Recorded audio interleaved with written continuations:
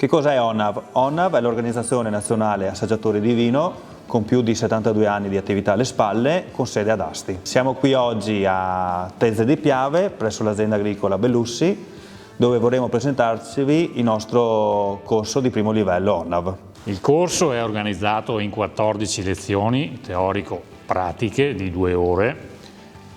I docenti sono abilitati dal nostro comitato scientifico nazionale, sono enootecnici ed enologi per nostra scelta. Abbiamo 14 lezioni, come detto teorico-pratiche, più una visita in cantina e l'esame finale.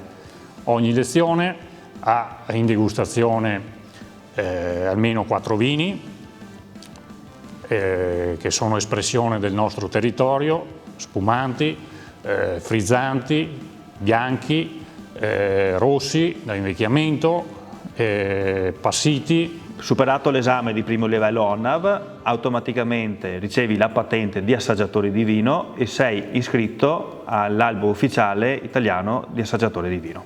La differenza tra un corso assaggiatori di vino ONA Treviso e un corso sommelier è che il corso sommelier è rivolto a professionisti del settore che operano nella ristorazione, descrivono le caratteristiche organolettiche del vino, l'abbinamento cibo-vino. Mentre per quel che riguarda ONAV, il suo corso assaggiatori, è un corso più tecnico che va dalla ricerca e alla definizione delle caratteristiche organolettiche del vino, va alla ricerca di eventuali anomalie e di difetti e della tipicità varietale.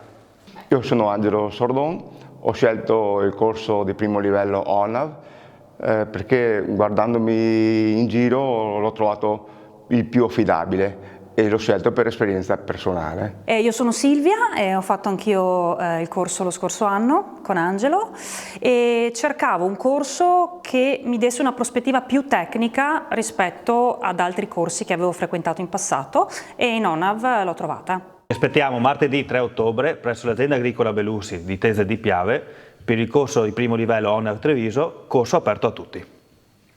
Ciao.